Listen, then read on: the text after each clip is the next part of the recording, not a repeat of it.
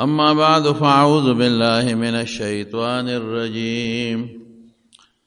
بسم الله الرحمن الرحيم. يا أيها النبي قل لأزواجك وبناتك ونساء المؤمنين يدنين عليهن من جلابيبهن. رب العالمین د سړي او د ښځې منځ کې یو بنیادي فرق پیدا کړی. د ښځې جدا خاصیت دی او د سړي جدا خاصیت دی.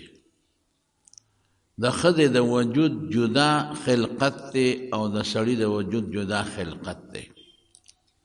که څوک دا فرق نه مني دی به لیونی وي. سړی له خدای دا خصوصیت ورکړی چې دکې قوت زیات دی، دکې طاقت زیات دی. د ښځې د وجود هغه قوت او هغه طاقت نشته. سړی له خدای دا یو صفت ورکړی دی چې د ده په مخ ویښته راخیږي، ږیرې وي، برېتې وي. د ښځې په مخ باندې او په شونډو باندې ویښته نه راخیږي. دا د هغې نه خدای محفوظ او پاکه پیدا کړی. د سړي ساخت جدا دی، د ښځې ساخت جدا دی. تاسو ته پته ده سړي کې نظافت او په سړي کې هغه نازک مزاجي نشته کومه چې خدای ښځې له ورکړې ده. د ښځې اندامونه نازکي، ښځو له عموما خدای حسن ورکړي، په سړو کې هغه حسن نه. د سړي چال جدای، د ښځې چال جدای. سړی چې په لاره رواني یو شان رواني، ښځه چې په لاره ځي بل شان پته یې لګي خفه. د سړي خبرې جدای، د ښځې خبرې جدای. د ښځې د خبرو نه پته لګي که دیوال نه پورې غاړمي چې دا ښځه ده، او که سړی د دیوال نه پورې غاړمي نو پته یې لګي چې دا سړی دی. دقه رنګې خدای پاک د دواړو ذمه دارۍ جدا جدا کړي دي. په سړي جدا ذمه داري ده او په ښځې جدا ذمه داري ده. سړی به بار لګیای د کور نه، منډې ترړې به وایي، ګټه به کوي، زمینداري به کوي، ګوډ چاري به کوي، ټاټکې به چلی. ښځه به کور کې دننه خپل خدمت کوي. او که ته وایې نه ښځه دې بار وځي او لکه د سړو غوندې د دا بارم خدمت کوي، سړو په شان کولاو چې څنګه سړی بار کولاو خدمت کوي، څنګه چې سړی د سړو سره یو شان یو ځای ګرځي، داسې د ښځه بار سار وختي وځي.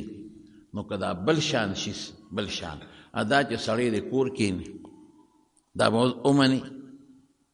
که ته وایې چې ښځه د بار وځي نو بیا که سړی دننه په کور کې شي خبره لوړې شي، او سړی د سار وختي په کور کې دننه ناست او کټوی دی پخی او ښځه دی وله ګټي او سړی دی وله جامې مینځي او ځای دی جارو کوي.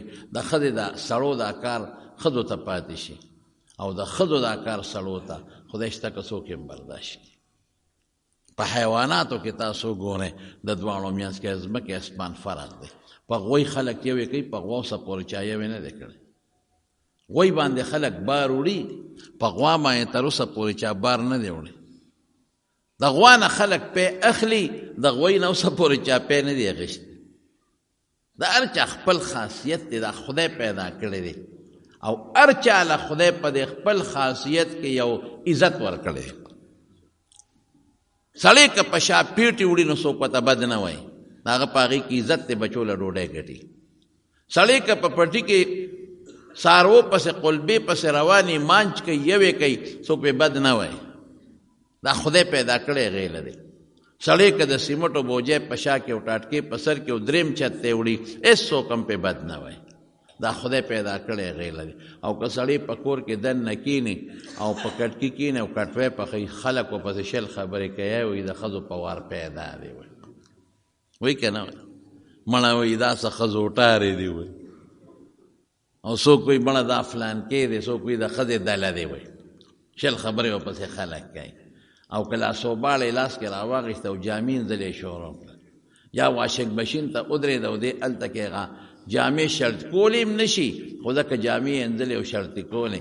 او یا خانک ته کېناسته وړې هغه ګل شروع کړل او په فیسبوک کې لا تصویر راغی چې ګلدین کاکا ناست دی خانک ته وړا غږي اوهو توبه وباسه څومره خلک به پې بد وي والله که سترګې چا سره ولګئ که جومات ته روځي ولې دې بار که وړا غږي تنور ته ولاړ دی ډوډۍ پخوي نانبی دی هېڅوک بې بد ونه وایي دی دا مثال ورکې کم سړی چې په هوټل کې لګیا دی او ډوډۍ پخوي او نانبی دی په فیسبوک کې 20 تصویره ورکه والله خلک بې صفت کوي په چوله ډوډۍ او که دقه سړی په کور کې دننه کېناسته او په خانه کې وړه غږي او تنور طبخي ته ناست او په کور کې ډوډۍ پخوي د ښځو والا کار کوي نو خدای ګو جومات ته به مرونه دي 20 خبرې ورپسې خلک جوړې کړي دا د ښځې کار دی دا د سړي کار نه دی دقه رنګې که دا ښځه بار راووته او یوې لاس کې ونیوه او مانجې شروع که 20 خلک به پې بد وایي او که دا ښځه بار راووته او په دې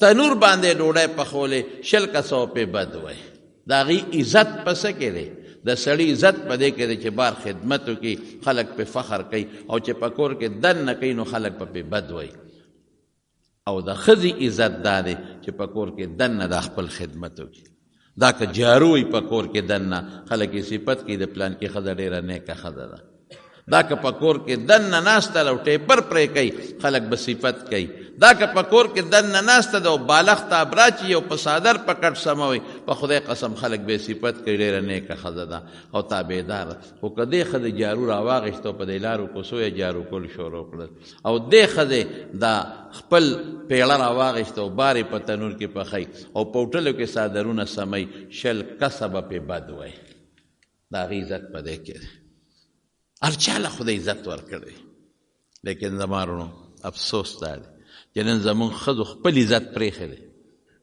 ښځې نن عزت په دې کې ګڼي چې مونږ بار سړو سره سر په سر وګرځو ښځې عزت په دې کې ګڼي چې د سړو په شان جامې واچو ښځې عزت په دې کې ګڼي چې د سړو په شان چال وکړو ښځې عزت په دې کې نن ګڼي چې د سړو په شان سر سټوکې پرېږدو په خدای که سړی داسې کوي رښتیا وایي بدې ښکاري که نه که سړی د ښځو په شان جامې واچوي مړوي دا څه ښځو ټارې دی وایي 20 کسو پسې خبرې کوي د سړو په شان رنګینه ده څوک خو دې واچوي چې د سړو په شان څوک رنګینه جامې واچوي لکه ښځه چې د ښځو په شان دی یو سړی د ښځې چې کومې جامې اچوي په ودونو کې عموما رنګینه جامې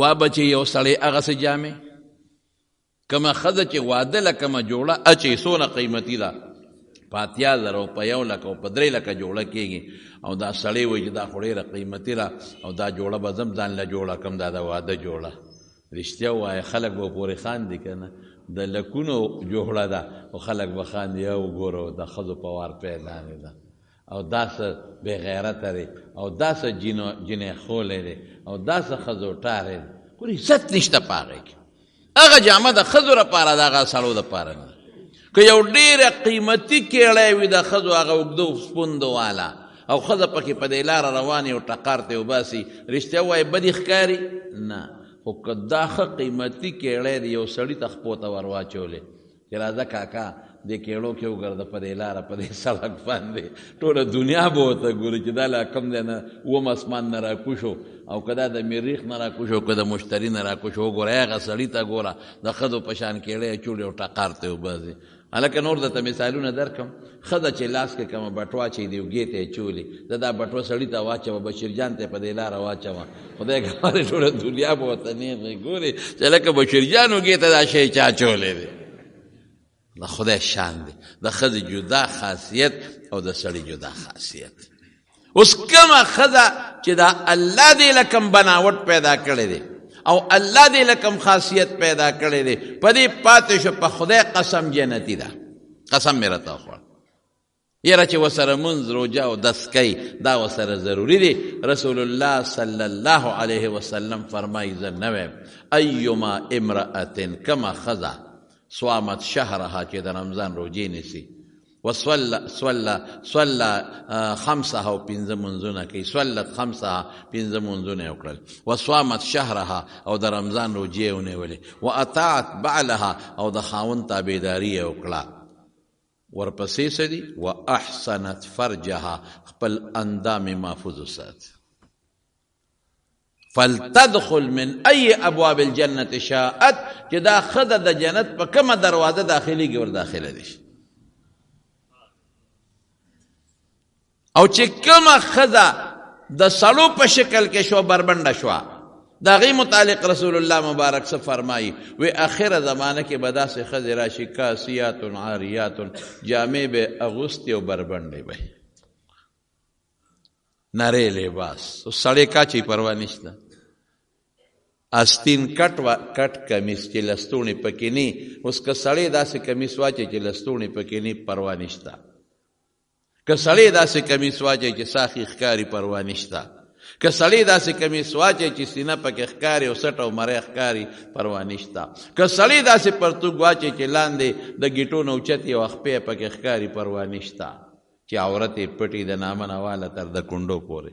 د امام صاحب په مذهب اس په بد نه وي، خو که ښځې داسې جامې واچولې د سړي په شان چې سر ښکاري، سټ ښکاري، مری ښکاري، د سینې دا بر ایسه ښکاري، ساخي ښکاري، یا تنګ ترش پرتوګ دی اوچتې او لاندې پنسې ښکاري، پیغمبر څه وایي؟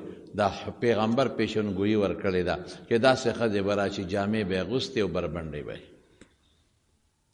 نیمه جامه ده، نیم وجود بربند دی، یا نری جامه ده وجود پکې ښکاري، د سیپونه او د جارجټ جامه ده او وجود پکې ښکاري. نو سوی پیغمبر او مایلات ممیلات، دا ښځې خلکو ته ځان مایل کوي چې خلک ما ته وګوري، ممیلات خلک ځان ته مایل کوي چې خلک ما ته وګوري او زه خلکو ته ځان مایل کم. او رسول الله مبارک فرمای رؤوسهن کاسنمة البحت، چې په دې عربو کې یو قسم خوان دي غټ اوږده ما لیدلي دي، د هغې دا قب لږ دنګ اوچتې داسې یو طرف ته راکوږي، دقسې دا سټ اوچت نیولي یو طرف ته کږه داسې روانه، داسې چال کوي چې ما ته خلک وګوري چې دا څنګه ښځه ده. اوهو د مسلم حدیث ته رسول الله مبارک فرمای دا زناکارې ښځې دي. د مسلم حدیث ته دویم رسول الله مبارک فرمای چې لومبې به خدای دوزخ په دې ښځو غرغنډه کوي. اسلام آباد ته تلم، هلته مې یو ټیسټ کو، د نن نه دوه نیم کاله مخکنۍ خبره ده، یو هسپتال ته لاړم، یو ملګري بوتلی مې دا ټول ټیسټونه درته کوم ښه، هلته په کرسۍ ناستم، نمبر مې نو راغلی، په خدای قسم دا ښځې به راتلې او پتلونونو کې وې، کمیسونه ممیسونه نو بنینونو کې، د چا به لستوڼې ورسره وو، د چا به لستوڼې نو، پتلونونو کې به وې ښځې نیغې را روانې وې، پروا نه وه، نه لوپټه شته او نه بل څه، او دا پتلون به شلېدلی و. اوس راته پته ولګېده، هغه وخت کې راته پته نه وه، دا پتلون د چا لاندې، د چا په دې پتون، د چا په دې کونډۍ شلېدلې به. نو ما هغه ملګري ته ویمې دا ښځې شرمېږم نه، زمونږ خو چې کمیس پوټي وشلېږي نو بار ته پکې نه شو وتې چې هغه وګنډو، بلکې نن سبا ګنډلې به څوک نه اچوي، وي بدې ښکاري چې لږ معمولي کمیس یا پرتوک شلېدلی، خو یا لکه پرتوک دې شلېدلی دی او لکه کمیس دې شلېدلی دی، بدې ښکاري. او مې ردي په دې پتون د پاسه، په دې کونډو د پاسه، په دې پنډو د پاسه دا پتلون شلېدلی دی، په خدای یقین وکړه تارونه به پکې زنګېدل، داسې شلېدلي. هغه ما ته وخندل، وی دا شلېدلي نه دي، دا رواج دی، دا خرڅېږي هم دغسې اغوستې دي، دا قصدن دا رواج دی، دا بازار کې خرڅېږي، دې ته کټ وی کټ پتلون، د قصدن کارخانې نه داسې راغلی دي، دې دپاره چې د دې دننه سرمن ښکاره شي او خلک یې وویني. بیا خو پې د پېښ وم، اوس خو مې ډېر ولیدل، اوس خو مې په دوبۍ کې او په ابوظهبۍ کې او په دغه علاقو کې مو لیدل، اوس خو مې په پېښور کې مو لیدل، اوس خو مې ځای په ځای ولیدل. هغه وخت کې مې دا په لومبي ځل لیدلي، وای هی د حوا نوسۍ، د بیبي حوا لور، مسلمانې مسلمانې د حوا نوسۍ او د حوا لور، د آدم علیه السلام نوسۍ، مسلمانې ته د بیبي فاطمې نقشه خلکو ته نیغه نیغه کې چې د بیبي فاطمه او د بیبي عایشې ماشاءالله، او ته دا نخرې کې په وجود باندې. زه نه ویم، رسول الله مبارک فرمای چې جهنم به ډومبې په دوی غرغنډه کېږي او دا زناکارې ښځې دي. په کم طرف د دنیا روانه ده، په خدای چې د ښځو حیا ختمه ده، نشته د ښځو حیا نن. نن تاسو لاړ شئ بار ملکونو ته لاړ شئ نو حیران به شئ دا خپل ملک به راته جنت ښکاره شي. زه تللی یم په خپله ازبکستان ته تللی ما، مصر ته تللی ما، په دې عربو ملکونو مې چکر والی دی، دا مې کتلي دي. په خدای قسم توبې به وباسم چې خدای دا څه کېږي. دقسې ده او په غم اخته دي. تاسو ته پته نشته چې دغه ښځې څونه په غم کې اخته دي، په لوی مصیبت اخته دي. په دې ازبکستان ته زه تللی یم ښځې سره جارو وي جارو او په دې لارو کوڅو کې لګیا او دا پاڼې او دا کاغذونه را جارو کوي. دا ډیوټي ده. پاڼې را جمع کي، یو غټ صادر کې واچي، په خپله غوټه وله ورکي او په ځای پرېږدي. کمیټۍ ګاډي راځي هغه اوچتوي. یعنې په خدای ما په خپله دغه ته تلو صیبه د بخارا ته تلو، په لاره کې یو ښځه وه او هغې ته یو غټ ګاډی خراب شوی و، ټایر ورته پنچر شوی و. یو ګاډي ته به اشارې کولې او هغه شی ورته اچولی و، هغه کابله چې پې کولاوي، هغه غټه ټوپ داسې به پې بره اوښته او زورونه یې پې کول، نټ یې نه شو کولاولی. وجود نه خو سپکی. یو ته اشاره، بل ته ماغه ډرایور ته وی ودرېږه، وي قانونا ممنوع دي. مې ودرېږه غریبه ښځه را څه تکلیف پی وته چې مونږ ورته ودرېدو نو هغه ترجمان مونږ سره و، ډرایور هم زمونږ په ژبه هم پیدا و، په هغې څه چل دی وي دا نټ راته کولاو کوي. دا زمونږ ډرایور ورکوشو نه نټ یې ورته کولاو کوي، نټونه یې ورته سس کړل. دقه یوه ښځه ټریلر چلی، یوه ښځه او تپوس مې دی وکړه، مې ته دې تپوس وکړه چې دا مسلمانه ده که دا کافره ده؟ وي نه مسلمانه ده. تپوس مې ته دا ټرک چلی، په لاره ورته ټایر پنچر شي، بیا په چل نه پوهېږي، غاړې ته یې ودرئ، په خپله به نټ کولاوئ. دا به په دې ګاډي کې شپه کوي او نیم لباس هم نه، څلورمه حصه هم نه، یاره لسمه حصه لباس یې اچولی ګاډي چلی ټرکونه، غټ غټ ټرکونه. په دې خپلو سترګو مې لیدلی دی چې د سیمټو بوجۍ په دا شا کې اوبره بلډینګ ته خیجئ. په دې خپلو سترګو مې په دې ازبکستان کې لیدلی دی چې په لاره مونږ چکر به ولګو، مازدیګر به راووتو په تاشقند کې یو ځای کې ابادي کېده چې مې ورته وکتل، ورغلمه ما سره د ماره ماما زوی مو هغه ګواه دی. نو ښځې لګیا دي پلسترې کوي، ښځې لګیا دي خښتې اوچتوي، بل له ورکوي ګیلکاره ده هغه خښتې جوړوي او ګیلکاري کوي. او په دغه باندې لاړم، د نی په دوکان باندې ورتېر شوم. د ما ماما زوی دلته کې ویښته سمومه، مې ښه وردن نشه، مې لکه روزه وی ولې مې خو ټولې نیانې ښځې دي، سړو له هم ویښته سموي او ښځو له هم ویښته سموي. توبې به وباسي. د خپل ملک په تاشقند غوندې دارالخلافه د ازبکستان نن د مسلمانانو ملک دی. قسم په خدای چې واپس راتلو لمانځه وختو په تاشقند کې په په ټول ایرپورټ کې جومات نو چې مونږ پکې مونځ کړی، جومات نشته. هلکه مونځ به کوم ځای کوو؟ چته نه ممنوع دی وایي، په میدان به درستخوان جانماز ناچوي، ممنوع دی، ممنوع بند دی دلته کې، نه ته کولی شي، نه یهودي کولی شي، نه عیسایي کولی شي، په میدان به ناچوي. نو مونږ مونځ کوم ځای وکړو؟ یاره وایي مونږ درته څه ووایو؟ او چې یو ځای مې وکت نو هلته کې پیسې لیکل کړي، تپوس مې وکړه مې دا کوټه دی کې مونځ وکړو، هغه وخندل، وایي دا د شرابو د څښلو کوټه ده، دلته خلک شراب څښي. دا د مسلمانانو ملک دی. د خپل ملک برته په خدای قسم ګلې ګلزار او جنت ښکاره شي. او چې د خپل ملک کې بیا ګورې او د پنجاب نه ښکته شو هغه علاقې دې ولیدې، نو دا خپله صوبه برته جنت ښکاره شي. که تا لاهور ته وکتل او تا کراچۍ ته وکتل او ته په اسلام آباد کې څه هېڅ نقصان د بل چا نه دی، د غل د غلا نه نقصان نه دی، د ظالم د ظلم نه نقصان نه دی. نقصان ټول د ښځو له لاسه جوړ دی، بربنډې ګرځي. نظر به دې په ښځو لګي او ګناه به دې کېږي. دوبۍ ته ورشه وګوره، دا د ما زوی دی نیز احمد دی را سره و، د خواهش ولته کې یو غټ هوټل و، دوبۍ مال ورته وایي که څه وایي چکر لګو، مې ښځه لاړ به شو، دوه ملګري سره یې مردان و، دا ګواه دی چې هغه دوبۍ مال ته وردن نه شو که نه، هغه وایي زه ګاډۍ پارک کوم او تاسو ورشئ دننه. چې وردن نه شو کومو بربنډو ښځو باندې نظر ولګېده، ته ته مې بابا دې را باندې لا مخکې شو، ما ته بابا ځو، دې را باندې په خدای قسم مخکې شو. دا څه مسله ده؟ بیا هغه ملګري وي مارکیټ ته دننه شی، وي دا لاره ده نو دا ښځې پکې ځي راځي. د مارکیټ په دروازه چې وردننه شو دی، ما ته بابا ځه چې زه واپس، ټولې بربنډې ښځې.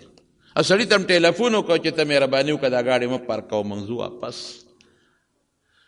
هغه یو تماشا وکړی، وي دلته کې هغه رڼاګانې بره په هغه اوبو کې رڼاګانې غوندې وي دا هوټل کې، لرې بار ودرېدو بل طرف ته، نو د هغې هغه تماشا هم د لرې ځای نه وکړو. دا د چا ملک دی؟ دا د هندوانو نه دی، دا د یهودیانو ملک نه دی، دا د عیسایانو ملک نه دی، دا د غیر مسلمو ملک نه دی، دا د مسلمان ملک دی. یاد ساتئ زما قیامت ډېر نږدې را روان دی.